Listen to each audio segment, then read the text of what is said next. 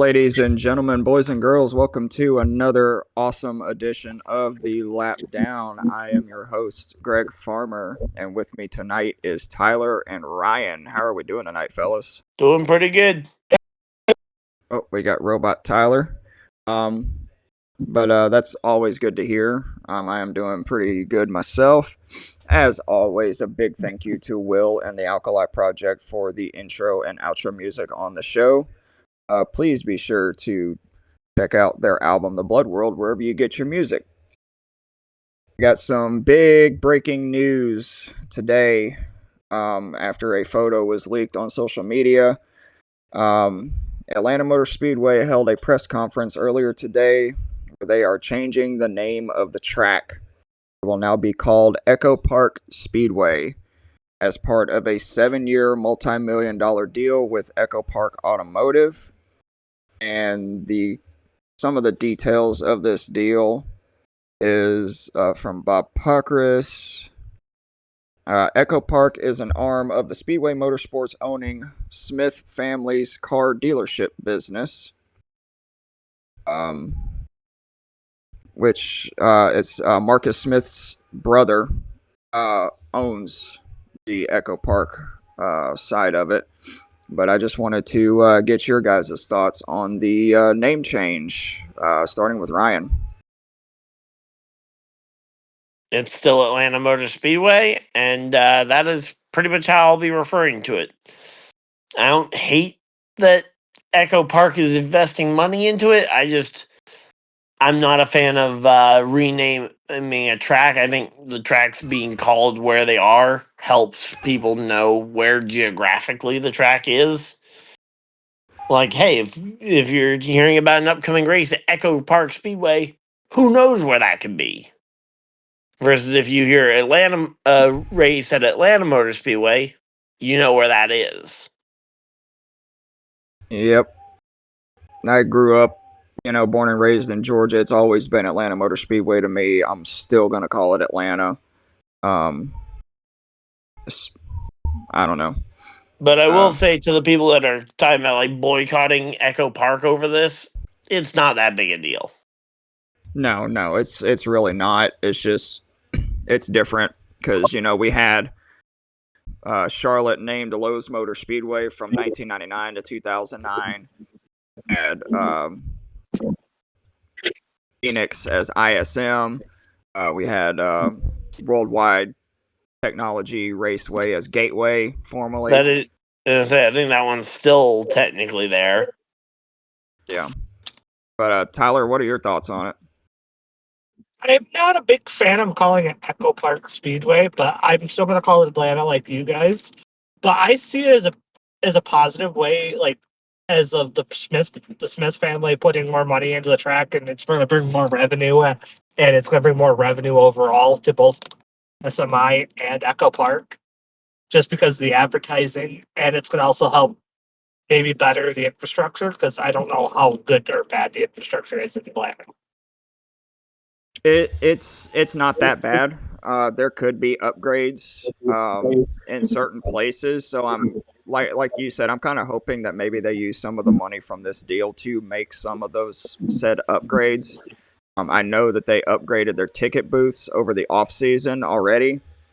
And with the repave and all that good stuff, maybe they can do a little bit more on the inside, like concession, concourse, all that good stuff. And fan zone, yeah. Yeah. But, it comes at a perfect time because, we have the summer race coming up at the end of this month. It's going to be weird to hear it on TV. The Quaker State 400, available at Walmart at Echo Park Speedway, is going to be the full name. Yeah, again, I would rather... I would almost rather if they were going to kind of sign a deal like that for them to just be the official presenting sponsor of whatever race. It'd be like the O'Reilly 500 presented by Echo Park rather than renaming the track itself. Yeah. Maybe it was... Oh, sorry, go ahead. Oh, you're good. I was I just gonna forgot. say, it's a 7-year deal, so that runs through 2032. It looks like, so maybe in 2033 we'll get Atlanta Motor Speedway back. Yeah, well, and then that'll end up being a similar kind of fever dream type thing of like, oh yeah, they did rename Phoenix to ISM for like 5 years. It was only 2 years. It 2018, was it was, it Wait, was was it? 2018, 2018 to 2020. Oh, really? So I thought it was longer than that. I thought it. they renamed it back to Phoenix and into in 2021. In 2021. Okay, so 3 years. Yep. But we'll see what comes of it. Going to our next off-track topic. Santino Ferrucci was penalized after the Detroit Grand Prix earlier today for being, quote, 1.8 pounds under the minimum driver ballast weight. And the team was fined $25,000 and docked 26 points. Yikes. Ryan, what are your thoughts on that? Well, as I had been out and about today, that is actually the first time I've heard that, and that is a real gut punch for a team that just had a remarkably good finish, especially for a road course. Yep, he got to keep Santino his Ferrucci finishing was very position, good but this year. was docked the money and the points.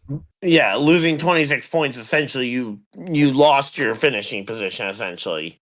In fact, I think he probably lost more points than he actually earned, if I had to guess.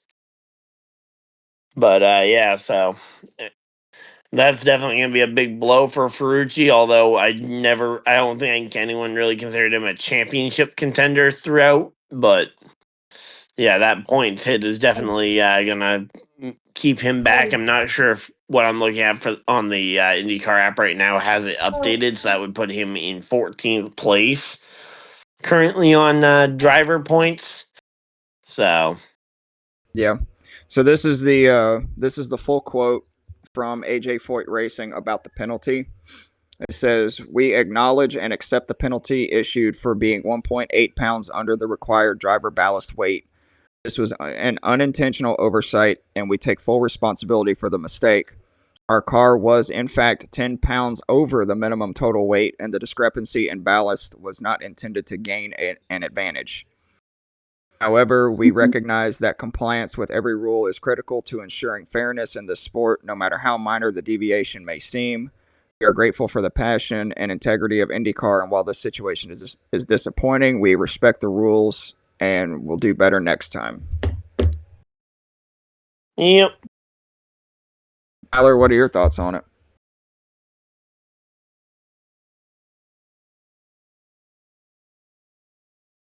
I think Tyler might be going through a rough patch signal wise, but Yeah.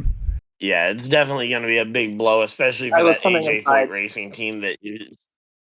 Oh, but I didn't. I don't really have an opinion on it because I didn't watch the car race. I didn't get a chance to catch it. yeah, I All mean, right. Ferrucci really only got that finish off of a pit strategy. I don't know how much of that was off of pace. I mean, yeah, it took definitely some car pace to be able to keep the track position, but for the most part, I think that he probably, regardless of whether he was compliant to the weight or not, I think he probably would have been able to hold his position because Indy cars just have so much turbulence that it does make it really hard to pass, especially right near the front of the field. Yeah. I mean, I haven't really watched a Detroit Grand Prix before, but I heard a lot of people saying that it's sort of a quote unquote mediocre street course. I thought it was actually pretty good based on the strategies and stuff. Like I watched the full race, and Yeah, obviously, that Felix Rosenquist crash near the end was pretty scary when his suspension just failed out of nowhere.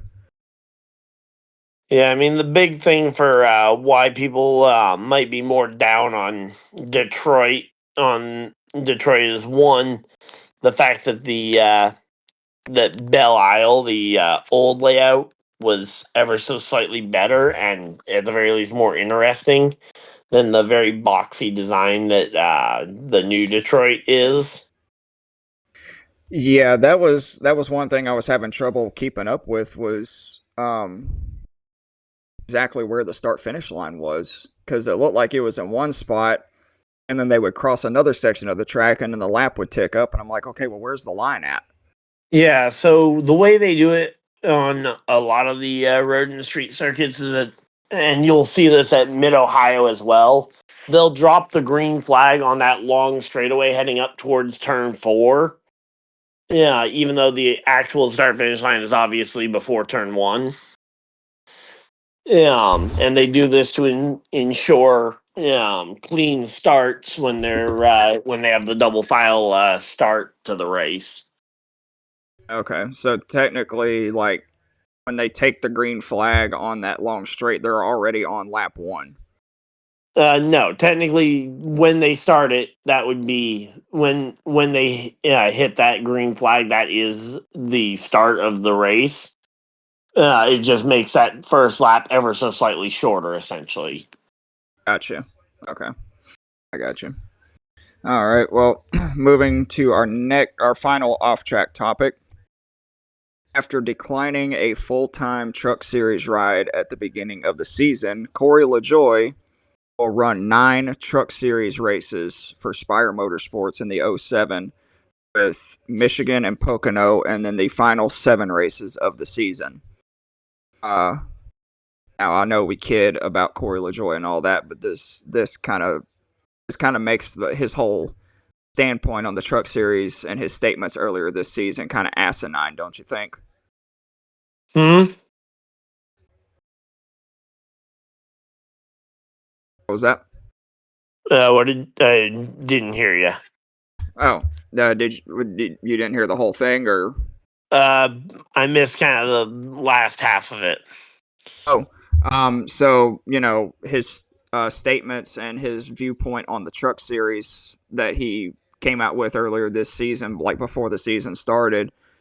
For him to be doing 9 Truck Series races, it kind of makes all of that like either a contradictory statement or just kind of asinine at this point. What do you think? Yeah, I mean, I think the thing is that I think he was saying that mostly about explaining the decision to not go full time, because obviously full time truck racing probably would have meant that he wouldn't have been able to do this. Um, he might not have had the sponsorship to do the Daytona 500 attempt that he ended up doing, and alongside that, he also probably would have strained some of the ability to do and get ready for a lot of the Amazon Prime TV work that he's been able to do as well. So I think being able to craft a schedule that he could run. Now, I will say it is ironic that it is in the Truck Series and it doesn't involve any Xfinity Series races. Is a little ironic, but for the most part, I don't find it overly contradictory. Just because, again, it's one of those things where he crafts it. He kind of put this together after he knew what the time commitments for Amazon and what the time commitments for the Cup starts that he ended up doing were. So it's kind of just filling in the rest of his quote unquote free time Yeah, yeah, that rather than committing to a full season championship attempt while you're also getting out of your truck and then running up to the studio for for Cup Series qualifying coverage. yeah, that kind of makes sense. Because Tyler, like he what are your Mm. thoughts on it?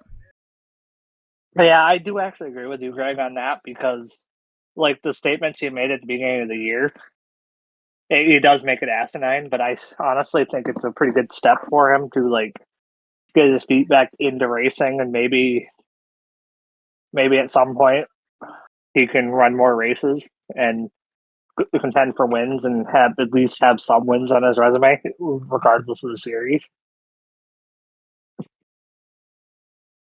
Yeah. Yeah, and again, I also think that this car being Like Cliggy was doing with the part yeah, time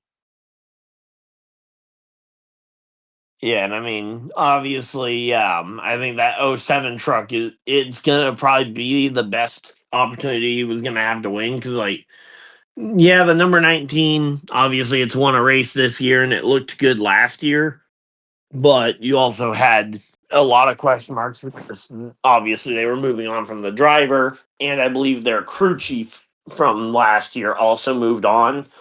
So there were also a lot of questions coming into it.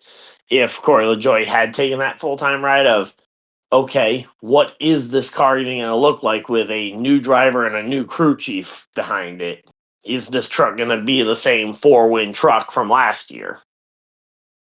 Obviously, with 1 win already on the resume for this year, yeah, it doesn't look like it's too far off, but that is something to note, especially for the time period as to what he was looking at. He was looking at a team with a new crew chief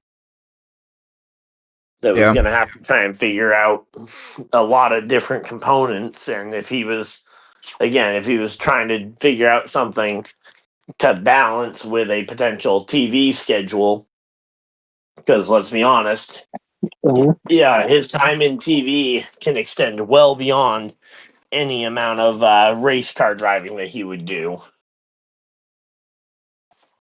Yeah. And like, for some of those, who may listen to this who don't know some of the comments that we're referencing, um, one of them was, the Truck Series, quote, doesn't have the prestige as the Cup Series, which we all know. Like, the Truck Series is not the Cup Series. It's not the top level. We get that. But he said that he would rather race on Sundays when the grandstands are packed versus racing on Fridays or Saturdays when there's only 12 people in the grandstands. Now, I can say from experience of going to truck races, I have been to plenty of truck races where the grandstands were more packed than the Cup Series races that I've gone to. Yep. Yeah, and I feel like to some extent that comes down to I have as where well. the track is. Because, like, obviously, I've been to Bristol, and, well, one, things don't get much more packed than a Cup Series race at Bristol, but yeah, Truck and Xfinity at Bristol usually is nowhere near as packed as the Cup race. Again, when you are comparing apples to apples there, but I feel like the Yeah. biggest contradiction, though, to kind of Corey's comments, and I think I might have said this back when we first talked about them earlier on this year, is the fact that he was talking about how, oh yeah, the Cup Series is the prestigious thing, and it's like, and talking about how the Truck Series isn't the Cup Series, and it's like, yeah, and you're not a Cup Series quality driver for the most part when you compare Corey LaJoy up against the other, really the other 30 to 35 Cup Series drivers. I mean, he's probably only on par with like Riley Herbst, yeah, maybe SVG on the ovals, but I'm sure we'll get to that. And then like Cody Ware. They're like the only cup drivers, quote unquote cup drivers, that he would be on par with. And most of those people are there for non competition reasons, Yeah. Kind of whether it's family or money. kind of off topic here, but it's funny that you mentioned Cody Ware because I saw a stat from Seth Eggert today on Twitter. Cody Ware is the only Cup Series driver that does not have a Truck or Xfinity Series win at some point in his career. Yeah, well, and again, that just kind of goes to the fact that he has stayed in kind of Family his money. family's equipment the whole time. He's never really branched out to a more competitive car because, like, Because nobody Riley wants it. Herbst, because like Riley Herbst, obviously he's done time in almost all of the best equipment available. Yeah. If Cody Ware had gotten half of those opportunities that guys like Riley Herbst or Brandon Jones have gotten, he probably would have a Xfinity or truck win at some point. Yeah. I mean, you know, despite the comments and stuff like that, I'm excited for Corey to be Oh back yeah, I'm excited for him too. in a ride. I'm a fan of Corey. Especially when I it like comes to like the Corey. super speedways and stuff. I hope he does well. I really do. I will say though, I was watching some post race from the Amazon broadcast. How many hundreds of pounds of makeup must that guy wear? Nah, for real. I don't know. Because, like, just looking at his face compared to, like, especially sitting next to Carl Edwards, who it looks like your very normal guy, like, he looks like he has about 35 to 40 pounds of makeup on his face. There was a reflection of the Speedway lights on his forehead. Yep, the face of Wow. NASCAR. Yeah. But How many people are going to remember that joke? well, we're gonna move into our recap segment. As stated in our group chat, because we had so many off-track topics to talk about tonight, we are just going to recap the Cup Series race tonight. There was trucks in Xfinity. Rajah Caruth won the truck race for his second Truck Series win. Congratulations, Rajah. And Justin Allgaier won the Xfinity Series race. That's his third. Rajah's third win. Oh, okay, third win. My bad. But on Sunday, it was the Cracker Barrel 400 at Nashville Superspeedway. And finally, 15 races in, Ryan Blaney breaks through and gets his first win of the season, putting all four Penske-affiliated cars into the playoffs. Carson Hocevar matches his career best finish with a second-place finish, and it looked, though, as if he was going to run Blaney down at one point and maybe pick up his first win of his career. After some pit strategy, he was sixth coming into the final set of green flag pit stops and jumped 4 spots up to second. And he was running Blaney down, and then, tires just kind of plateaued, and the gap stayed just about the same. As we saw, it was a massive track position race. But, we know that already with this car and all that good stuff. So my two big questions coming out of the weekend. Number one, starting with Ryan, is Carson Hocevar the personality that NASCAR needs right now? I mean, I think that Carson Hocevar is a great personality for the sport, and this, for note, this is coming from someone who is a very big fan of one of the driver that was on the wrong end of Carson Hocevar's front end this week. But I think, honestly, I don't say if it wasn't for the timing of that incident, I don't think it would be much of a conversation. I think, and honestly, even in the moment, I was putting the blame on Stenhouse for making that late chop. So I mean, in terms of the current thing, I think that he is racing very well, and the fact that he's able to get really good finishes in, for lack of a better term, subpar equipment. I mean, no one coming into this year thought that Spire Motorsports team was going to be this competitive this regularly. I mean, Michael McDowell in the 71 regularly running inside the top 15 to top 10. Hocevar having a couple of standout top 5 runs. Yep. And some of them even not on non-super speedways now. So Yeah, I'm super impressed with Spire this year. We saw, McDowell almost won Texas. If not for him just absolutely shipping it into turns 1 and 2. But and a lot of that was off of the tires being completely worn out from restart after restart. Yep, and Carson was in position to win potentially the Coke 600 last week before his engine expired. But look at all the off-track stuff that he does. Like the Grand Theft Auto video that they did for Miami. That was pretty cool. I love that. Not to mention that some of the social media content that NASCAR's been putting out this year has been nothing short of amazing. Like they've been doing a fantastic job with it. But just like the way Carson talks, the way he presents himself, even in his interviews or just being himself, like I fully think that we talk about wanting drivers to have personality, because we look at like Chase Elliott, who is NASCAR's most popular driver, but he doesn't have a personality. He's just a bland guy. And then, you have guys like Noah Gregson and Carson Hocevar who go out of their way for the fans or whatever it is, are really starting to stand out amongst the big guys. Hmm. What do you think, Tyler? I kind of like the fact that Spire Motorpark has just been like came out of nowhere this year. Honestly,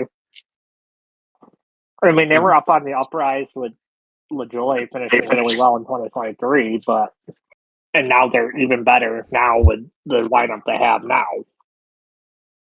Yeah, and I mean, to that point, I think the whatchamacallit, the fact that now we have the more competitive teams we have in the Cup Series, I think the better. Because like part of the reason why NASCAR implemented the 4 car limit and now seems to have limited it down to 3, with the 2 exceptions of Joe Gibbs and Hendrick. Yeah, it is allowing for more teams to be in there, and the more competitive teams we have in the Cup Series, I think the better.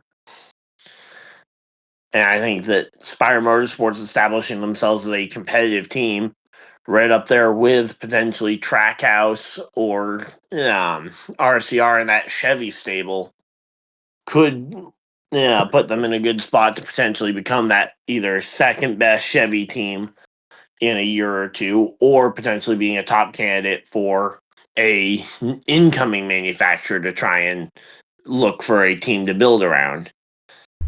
I mean, I know we talked a while back about when the Dodge rumors were around that Trackhouse might be a team that would be looking to move, but could Spire, especially if they continue to rise the way they have been. Yep. But like back to what I was saying about, some of these drivers being like for the fans. I don't know if you guys have seen on social media. I saw it personally when I went to Atlanta and Talladega, or Echo Park Speedway, if we're gonna get technical now. At Chase Elliott's merchandise hauler on race weekends, they have like a little whiteboard set up that says Chase Elliott will be here at so and so time to do an autograph session, but in order to get his autograph, you must purchase a diecast and get a wristband. So you have to spend money to get Chase Elliott's autograph, right? Yep. So I am looking at a tweet from last weekend, the day before the Coke 600. Pardon me. It says, I think I saw somewhere that Noah Gregson has an autograph session tomorrow before the race, but does anyone know if you have to buy anything or do you just line up and hope? And Noah replied to it, merch hauler at 3 p.m. I don't do the quote bullshit buy something to get an autograph program. Just happy that people show up to see me and get to enjoy the time with y'all. That is what we need in this sport right now. I will say, though, a little bit of a counterpoint here is if Chase Elliott did a fully just open to everybody autograph session, the line would be 400 miles long Right, I can with understand Chase that. Elliott fans. I mean, I can understand, especially some of those Hendrick drivers who have the Same with absolutely same monster with fan Larson. bases. Yeah, Same with because I Larson. mean, you go and because especially if you're doing that in the fan zone, you will have that line of fans getting in the way of some other portion of it, whether it's another merchandise hauler will have the line going right in front, or some other attraction. Right. Yeah, I mean, I, So I, I get that. But at the now same I will time, say I kind of wish that you didn't have to buy something as expensive, because especially where the die casts are getting pricey. Where like okay, if it's just like okay, here, pay like Wait, twenty they say five what? dollars to reserve your spot, and they would guarantee that anybody with a wristband would get the autograph. That way, they could make sure like, hey, you pay the $25, you get guaranteed that you'll get an autograph. I right kind of like that actually. Because now, like now, that way you're still getting some money, and you have and the people feel like they're actually getting something for their money rather Right. than just having to buy a diecast when they probably already have a diecast of their favorite driver that they might have brought from home, like me trying to get my K-Love cars autographed by Michael McDowell. Oh, well, you're They gonna be should have. jealous, Ryan. I got a They Michael should. McDowell signature last year. I should have Yeah. had you. I should have had you ship those down to me last year when I met McDowell at Atlanta. Yeah. Well, there's also just that special thing about getting the autograph yourself. Yeah. Now, while I do agree with what you guys are saying, I've been in the fan zone when Chase Elliott has done an autograph session, and it doesn't matter if there's a line that's 4 miles long. There's a mob scene of just a crowd of people just trying to get a picture, and you can't even hardly move through there. Yeah. Well, and again, it's just one of those things where it would be 10 times worse if it was a fully open line. That's true, but back to the Carson Hocevar thing. My second big question: will he win a race before the season is over? I'd like to think that the answer will be yes. I just don't know where or when it would come. Like looking at the tracks upcoming, I think Michigan this weekend would be a good chance. Yeah, I don't. As much as I like him, I don't think he will really contend in Mexico. And Pocono's kind of a wild card where he might not. And then we get into the in-season tournament, which who knows how his aggressive style will match up against a bracket-style tournament. Can I add That something real quick? Go ahead. My personal opinion, I think Hocevar might win like on a super speedway. But out of all the Spire drivers, I personally think Justin Haley will either Justin Haley or Hocevar will win first. Either one of those two will be the first to win for Spire. It's Justin like Haley. completely. Justin Haley has been irrelevant this whole season. Well, Yeah. not even that. I mean, my biggest thing where I was laughing about that is claiming that one of the two drivers not named McDowell is going to be have the best shot to win when we have Mexico, Chicago, Sonoma, Watkins Glen all leading up before we get back to Daytona. Daytona is Yep. going to be an absolute insane race. Yeah, Daytona will be an insane race, and I'm not saying that those guys won't have a chance to win some of those races in between, but just looking at the fact that there's 3 road courses stacked up there, in addition to the fact that McDowell's proven that he can run well on the mile and a half, I would not rule out a Michael McDowell win at one of those road courses. Yep. Although I Going would back love to see it on a mile and a half. Right. But going back to what you were saying a minute ago about the in-season tournament, don't forget that the in-season tournament starts at Atlanta, where Hocevar got his first second-place finish earlier this year and was in position to win the race had the caution not come out on the last lap. Yep. But also, it's one of those tracks where it's a super speedway, and it is hard to put yourself in that position consistently. And I'm curious how, again, if he ends up racing near whoever he's seated up against in the bracket, I'm curious to see how he'll end up racing if he has to race like door to door with someone that he knows he's racing for that in-season tournament spot with. That is true. Especially because, and not trying to dig up old wounds, but he has been known to right rear people in the past. Oh, yeah. Yeah, but that won't fly in the Cup Series. Someone will take him out for that, and not just on track, but off track too. Yeah, Um, well, and NASCAR themselves have proven that they will also step in when it comes to right rearing in the Cup Series, but it just mentioning that it's a possibility.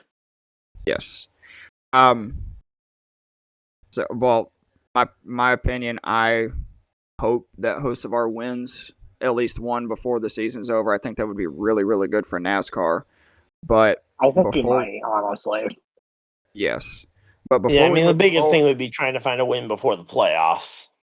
yes, which he is on the cusp of the playoffs. He's only 4 points out right now.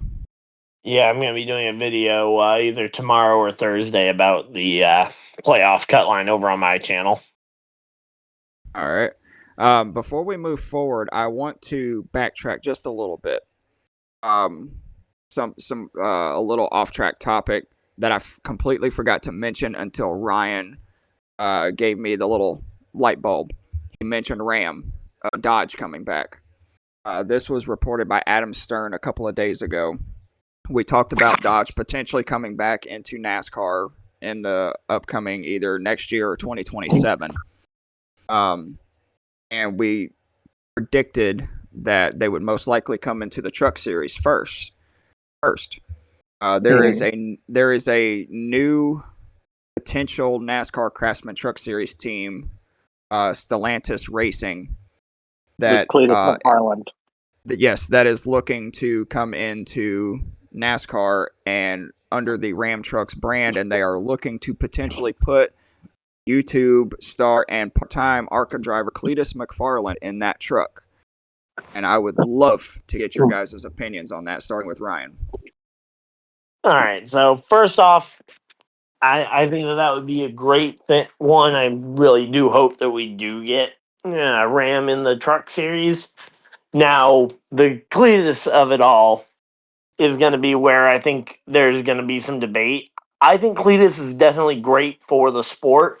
I just don't know if moving up from the ARCA, from a part-time ARCA schedule to trucks this early, especially when in his one and only regular track, his one and only non-super speedway run, he spun the tires on a restart and wrecked about half the field. So I would be cautious about moving someone like that up through the ranks before he's ready, especially because I think he does genuinely have both the talent and the passion to potentially make it if he starts taking it seriously. But those are a couple of very big things as to whether or not he would be taking it seriously if he moves up to from ARCA to trucks, and then the question becomes: is he going to be full time or part time? Because with all of his YouTube stuff, it is going to be very hard to balance out a full time truck schedule with all 26 races or whatever. Really, Deegan. Yeah, I think he would take it seriously, especially being going back to the Corey LaJoy comments, being at that level of prestige in NASCAR. I think he would have to take it more seriously, but I think he already kind of takes the ARCA races seriously. He just gives really, really, really funny interviews at the end or beforehand. Yeah. And, not to mention that he is also running the ARCA race at Bristol on September 11th later this year. Yeah, I am bummed because I will still be en route to the track when that race happens, so I will not actually be there for that one, unfortunately. Yeah. Tyler, what are your thoughts on it?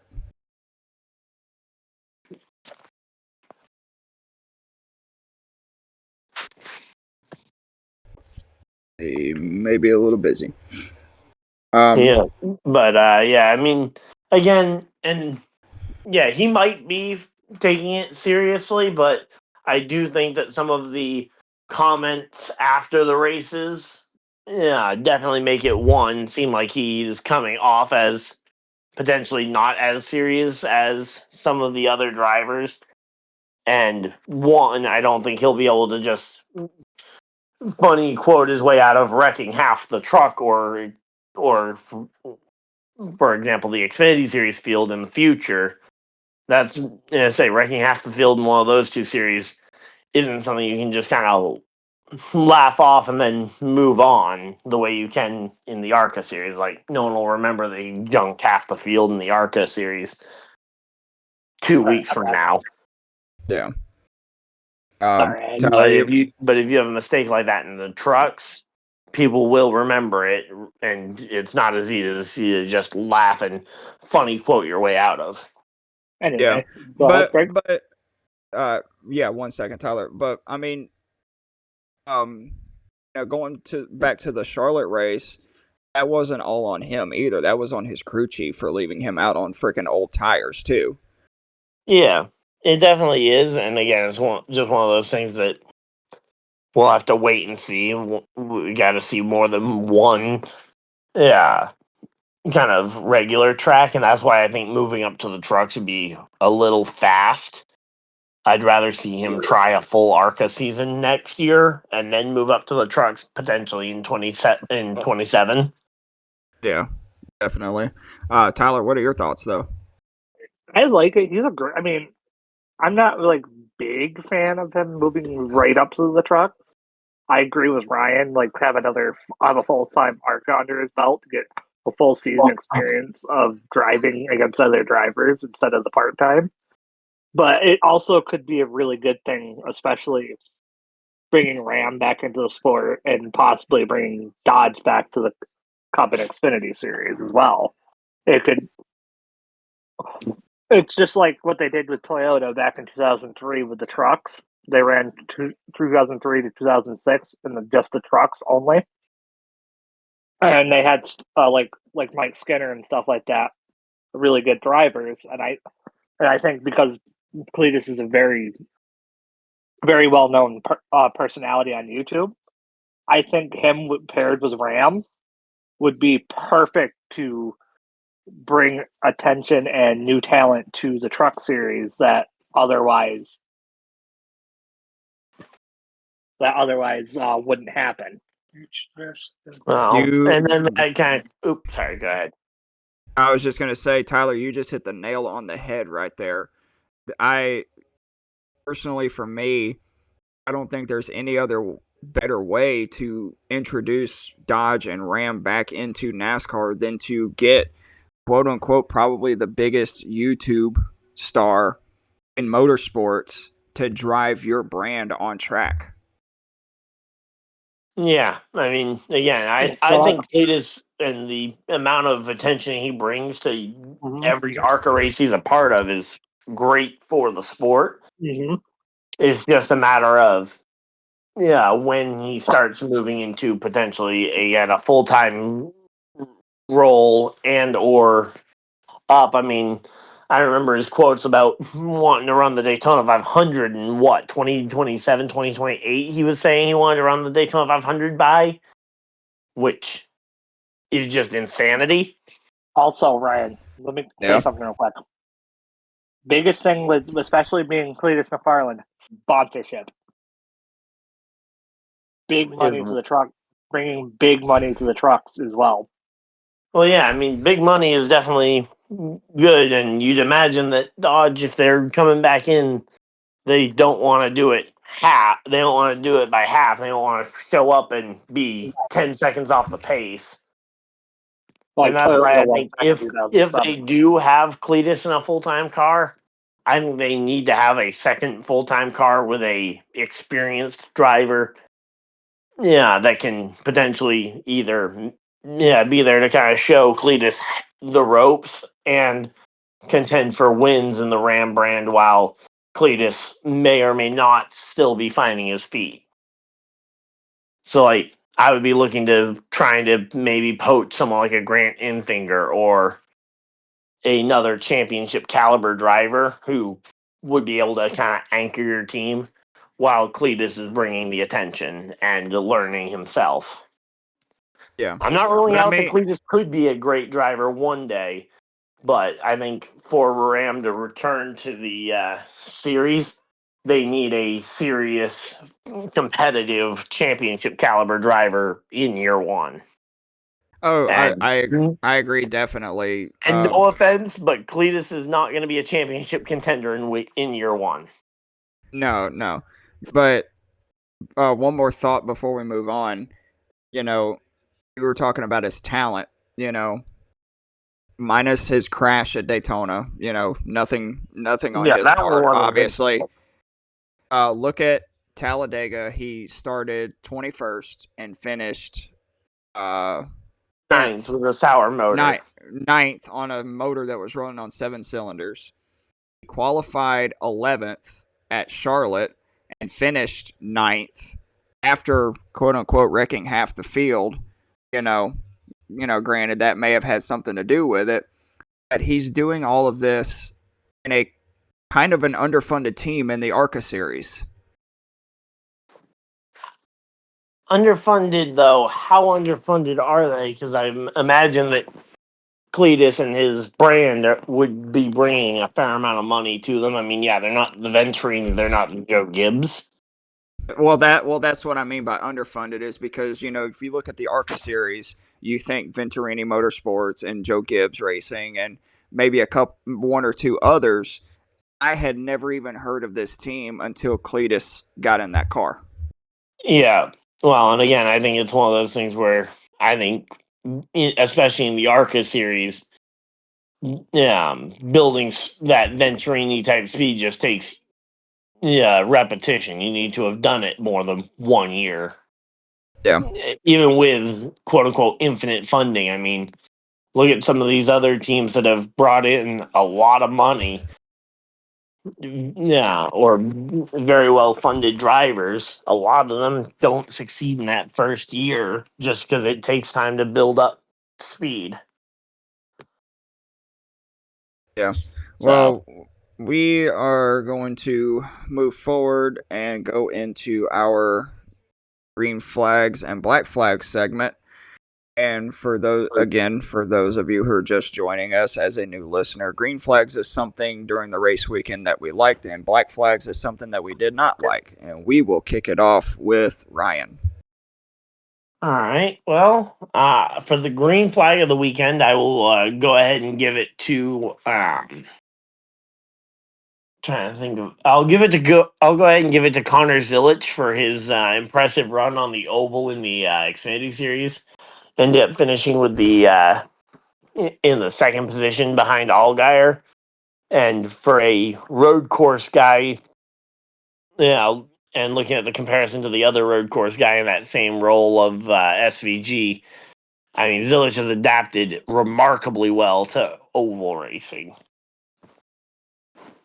So, Yeah. massive credit to him. I'm a big fan of Connor Zilic, honestly. Yep. But then for my black flag, what do I want to give my black flag to? Because there really wasn't much negative from the weekend. I mean,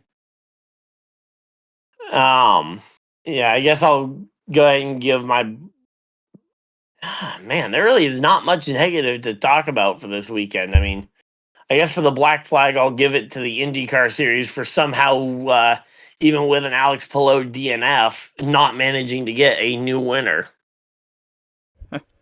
Yep, Kyle Kirkwood won. Yeah, because Alex Palou DNFs, and now the one other guy that had won a race wins this one again. So, Yep. I'll give that as my black flag. All right. What about you, Tyler? My green flag, honestly, was I'm gonna have to give it to Amazon Prime for once again knocking it out of the park. Yeah, I didn't want to Their give mine to broadcast. Prime 2 weeks in a row, but yeah, they did kill Since it I with the wasn't broadcast since I again. wasn't here last week's, I'm giving it. But it was a fantastic broadcast. The announcers are amazing. My black flag, honestly, is just this week has to be Larson because what the hell happened, man? He finished in the top 10. Yeah, I mean, He was struggling all weekend though. yeah, I mean the flat tire early on wasn't really his fault. Well, okay, maybe his pit crew really. Well, Yeah, whatever here, happened to cause that flat tire to go that really kind of compounded the issue. well, the thing is, like we stated earlier, Nashville is a track position race, and Larson went from the 30s into the top 10 on his own. That wasn't off of pit strategy. He drove into the top 10. Yeah, and I mean he was a lap down at one point. So my green flag goes to Carson Hocevar for another great finish. Like we stated earlier, I do believe that Carson Hocevar is going to win a race, at least one before the season's over and before the playoffs. It would be great if he won at Michigan this weekend. It's his home track. That'd be the first Michigan-born driver to ever win Michigan. Yep. And I have two black flags. My first black flag, unfortunately, I hate to do it, but it goes to Alex Bowman. Dude, come on. I know some of the last few races haven't been his fault, but Jordan Bianchi put this stat out, and we can count Nashville now because the race is over. Alex Bowman has finished 27th or worse in 6 of the last 8 races. And he is on the cusp of dropping out of the playoffs as of right now. So I'm really, really hoping that team can turn it around. This weekend, he just made a dumb mistake getting into turn 3 too hard and got himself around and took Noah Gragson with him. My other black flag goes to the fans on social media bitching about NASCAR being on Prime. My God, get a grip, people. Amazon Prime is giving you a 30-day free trial where you can watch all 5 races for free. And not to mention, last week at Charlotte, the last 75 laps of the race went commercial free. This week, the last 60 laps of the race went commercial free. Give me, I'm sorry, pardon my language, I don't normally cuss on here, but give me a fucking break. Stop bitching about it. Get your free trial and watch the races. Yeah, I mean, if Amazon was really trying to be greedy about it, they would have They would have tried to make sure that the final race of their deal was just beyond that 30th day. Yep. Because, could you imagine if NASCAR fans they got a free trial for the first 4 and then had to pay for that 5th one? Can you imagine how much more upset they'd be about it? Oh man, it would be an uproar. But again, Amazon Prime, I think, did right by the fans. One, with amazing coverage, green flag, no commercial breaks late in the, from about the midpoint in both stage 3s, and by providing a 30-day free trial when most streaming services only do 7. So, yep. I was on my lunch break at work today, and I follow the Break Hard podcast. Shout out to Break Hard. He was talking about the commercials and stuff on Prime. They had 6 minutes of full screen commercials this weekend. 6 minutes. That's if they were under, it was all under caution, right? If they were under green, 6 minutes of commercials is about 8 laps. Okay. And the rest of them were side by side, and then they went commercial free at the end of the race. And then I kept scrolling through, I saw that on TikTok, and then I kept scrolling through TikTok, and I came across this fan. He was probably, I would guess, in his 60s, saying that he's done watching NASCAR because they went to streaming and they're doing multiple different TV carriers this year and stuff like that. I'm like, get a grip, dude. Like, seriously.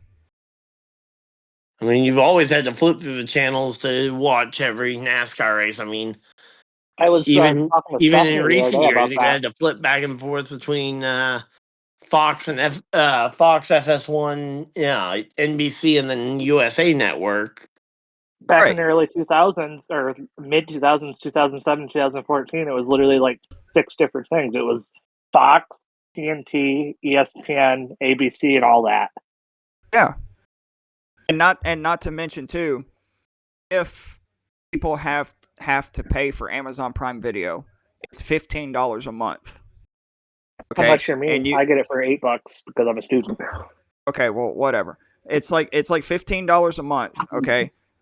And if you watch live TV on there, you still get commercials, yes. If you pay for cable, you're paying $120 a month to watch a TV show with commercials. What deal are you going to take? I'm going to take the $15 a month. Not to mention all the other benefits from Amazon Prime. Free shipping. Right. And all that. Like it's just so stupid. Like, it's like Ryan said earlier, it was either today or yesterday. NASCAR fans will find anything to bitch about. And I was talking to Stephanie the other day about it. I might have phrased it a little bit more poetically than that, but sure. Oh, you kept it G-rated. I get it. But yeah, because I sent the photo of someone complaining about the fact that the race went green flag, went commercial free at the end. which And that that's when was Stephanie and I went off and her and I just went ranting. yeah. But we got that's actually a good segue into our next segment. Another race number 3 on Prime this weekend. They're at Michigan, and I think it's going to be a good race. Hopefully, I'm not. Oh, I'm not going to say. I'm not going to say the R word. Um, but hopefully it's a good race. But we are going to make our picks. I've got our names on the wheel right here. I was going to make a joke, but I was going to say, who wants to bet money who's going to flip this weekend? Oh man. Well, last year it was Corey LaJoy.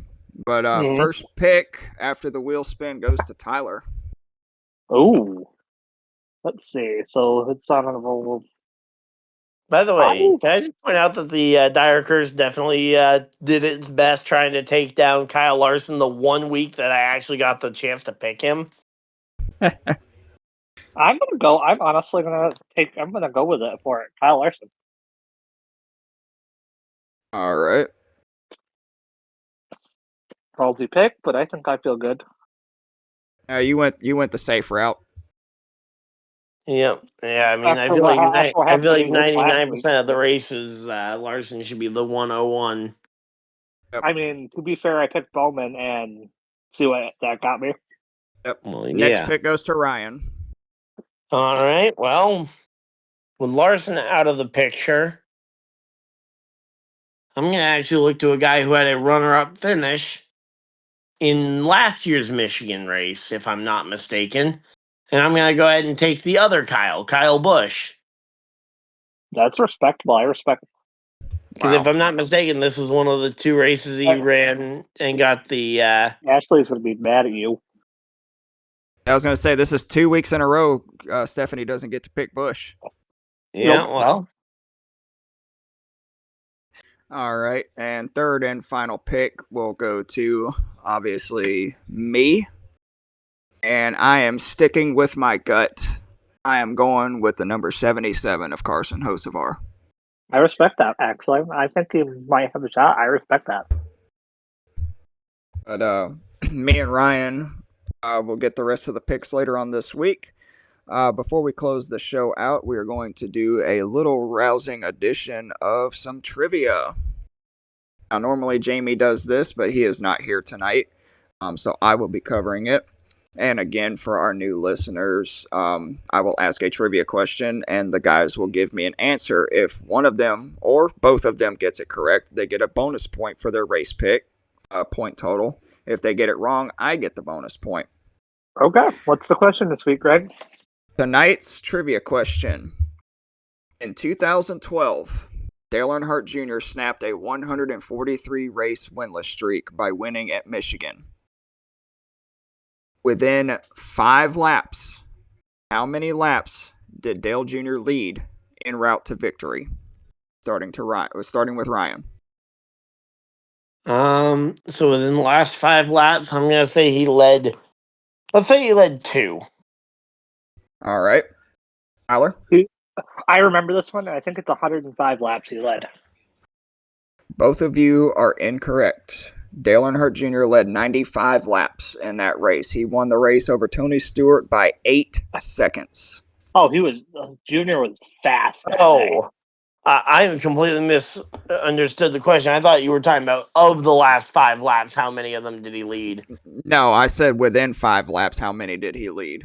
Oh, within 5 laps. Okay. Damn it. I missed it off by 10. God damn. Yeah. So yeah, I was way off. I mean, I was thinking either 90 or 100, and because I literally was ecstatic because I was a huge Junior fan. Yep. Also, before we close out, we got some couple big announcements coming up for our podcast network. Yep, I was going to hand it off to Tyler. We have a couple of announcements regarding the Social Sports Pad Podcast Network, as well as a couple other things. So, Tyler, take it away.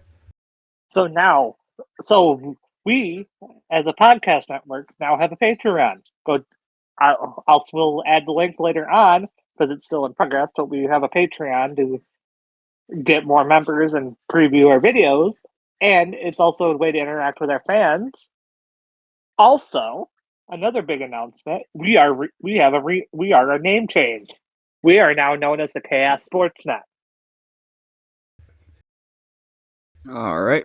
So, ladies and gentlemen, welcome to the Chaos Sportsnet, formerly known as the Social Sports Pad Podcast Network. And to add on to that, we will be more active on our social media pages. I was talking to Tylor earlier this week. I will most likely be taking over the TikTok page and posting more content on there. That's fine with me. And a little personal note for myself before we close out. I am getting back into iRacing, and I will be streaming a little bit more on Twitch and hopefully TikTok Live if I can get the application approved through the platform that I'm trying to use. And I am now personally sponsored by W Energy. Use promo code Gregory Farmer at checkout to get 10% off of your order. But that will close the show out tonight. As always, a huge thank you to all of our sponsors: Fanatics, Century PC, Sleeves, Smackin' Sunflower Seeds, Dr. Squatch, Bulletproof Coffee. Thank you guys so much for sponsoring us, and we hope to keep doing business with you guys as we go through our rebrand. And stay tuned for possible cool new sponsors coming up in the future. Be posting on our Patreon, so check that out. Check that link out. Yes, we are working actively to get new sponsors for the network. And also, please be sure to check out Ryan's YouTube page, Ryan Dyer. JP, who is not with us tonight, please be sure to check out his YouTube page, Full Throttle, as he has a lot of exciting content over there as well. But until next time, I am Greg. And for Ryan and Tylor, this has been The Lap Down, and we will see you guys next week after Michigan. Bye-bye.